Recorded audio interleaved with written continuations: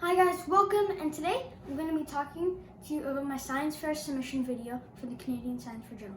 Last summer, I went to PEI and I built an LFL, or Little Free Library, with my father and grandfather.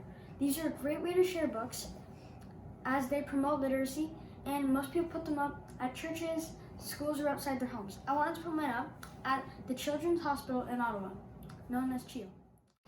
However, she had a problem with this. About a year and a half ago, Infection Prevention Control decided that books were dirty and they were not allowed in CHEO. However, new books were allowed as CHEO thought they were less dirty. When we asked further, CHEO said that they were not aware of a case where a kid or an adult had gotten sick because of bacteria on a used book. I decided to put it to the test. Are used books more dirty than new ones, or the other way around? My hypotheses were that books would commonly have non-pathogenic bacteria, just so harmless bacteria, about 50 to 75% of the time, so a lot. I thought that they would not have much pathogenic bacteria, like 10 to 25%, and that it wouldn't have any, and if it did, very, very rare, antibiotic-resistant pathogenic bacteria, where it doesn't really work with the common antibiotics. So the most important hypothesis, or at least in my opinion, is that I believe that the amount of bacteria would not vary much between the two kinds of books, used and new.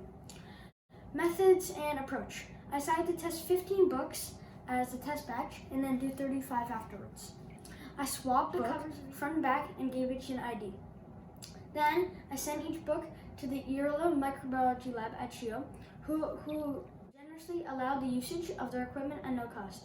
A big thank you to microbiologist Maud Paquette, which helped me out with this project a lot. The Irola Microbiology Lab tested out, identified if there were bacteria and what was the bacteria, what kind the bacteria was, if there was any. Anyway, nevertheless, 47% of the used books grew bacteria, and 33% of the new ones grew. Interestingly and surprisingly, there was no pathogenic bacteria on either kind of book. Unfortunately, due to COVID, I was not able to do my second batch, so I only had 15 books in total for each kind, so 30 books in total.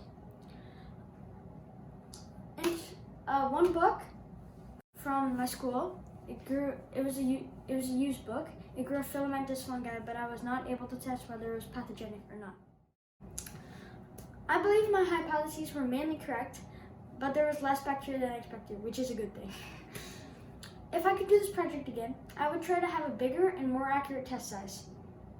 I would also use more sources, as the sources I used, my school, CHEO, and my house, might not represent the quality of all books that the LFL is getting.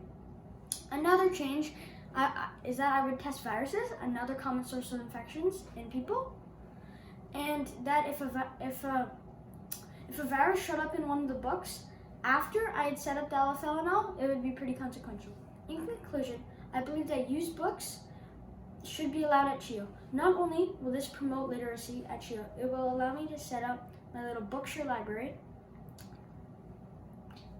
at CHEO and help promote literacy even more. Thank you for listening.